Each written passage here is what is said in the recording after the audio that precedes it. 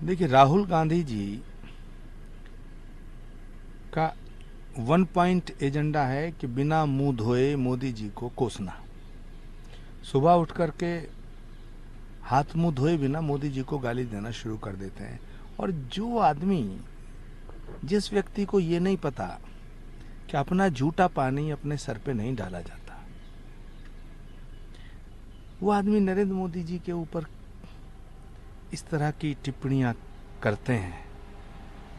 सच बात यह है कि राहुल जी को भारत की संस्कृति, भारत की सभ्यता, भारत की परंपराएं, उनका बोध नहीं है।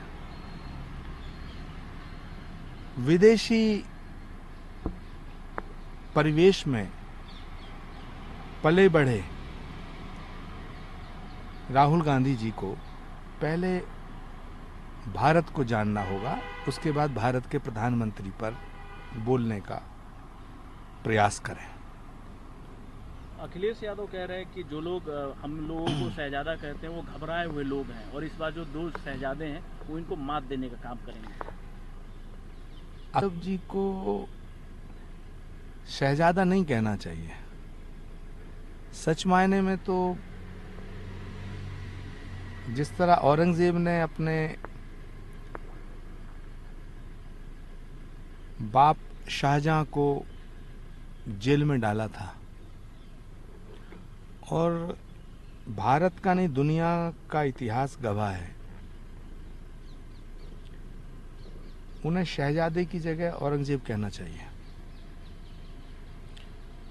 भारतीय इतिहास में ना दुनिया के इतिहास में ऐसी कहीं मिसाल नहीं मिलती है। एक तो औरंगजेब और शाहजहां की मिलती है, दूसरी समाजवादी पार्टी की मिलती है।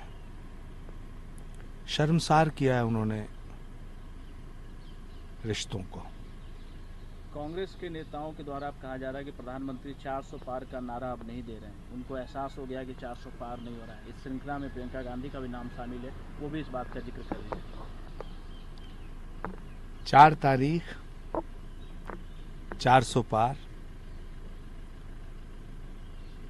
4 तारीख आने दीजिएगा। इससे पहले कुछ भी कहना ठीक नहीं होगा।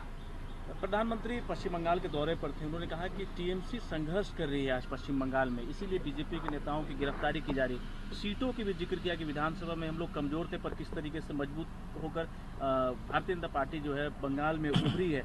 उन्होंने ये भी कहा कि टीएमसी को यहाँ पर पनिश करने की जरूरत है, क्योंकि जो नौकरियों को खाने का काम किया है, भ्रष्टाचार करने का काम किया है।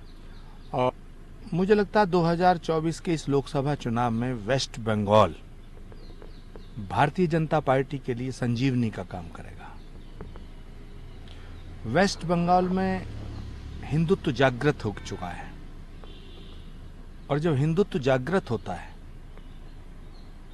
तो जय श्री राम से चिढ़ने वाले लोगों की लंका दहन हो जाती है।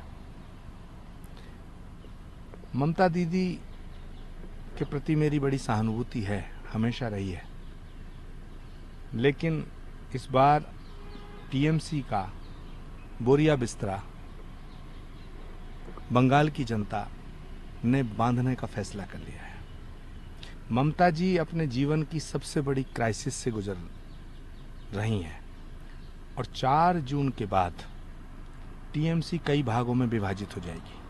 आखिरी सवाल है, जिस तरीके से आरक्षण को एक बड़ा मुद्दा बनाया अपोजिशन ने, हालांकि प्रधानमंत्री इस बात का जिक्र बार बार कर रहे हैं कि सबसे बड़ी दुश्मन अगर कोई है तो कांग्रेस पार्टी है, और इनके एजेंडा में मुस्लिम लीग का एजेंडा नजर आता है। माइनॉरिटीज़ को ये लोग रिजर्वेशन देने का काम करते हैं। पश्चिम बंगाल में भी इस बात का जिक्र किया कि टीएमसी ने भी ऐसा ही कुछ किया, अपने वोट बैंक के लिए सिर्फ और सिर्फ नुकसान पहुँचाया। देखिए, कांग्रेस भंवर में फंस चुकी है, और कांग्रेस को भंवर में लाने का काम किसी गैर ने नहीं किया है, कांग्रेस के सबसे बड़े नेताओं ने किया है। कांग्रेस की नैया को पार कराने की जिम्मेदारी राहुल गांधी जी की थी, और राहुल गांधी जी अपने पिछले 12-14 साल के इस कार्यकाल में, राजनीतिक इस पीरियड में, कांग्रेस की नैया को भंवर में डाल करके और अब अपने ऊपर झूठा हुआ पानी पी करके अपनी गर्मी मिटा रहे हैं। मुझे लगता है कि अब कोई रास्ता बचा नहीं है। राहुल गांधी जी कांग्रेस के खेवनहार थे, लेकिन राहुल गांधी जी कांग्रेस के बंटाधार बन चुके हैं।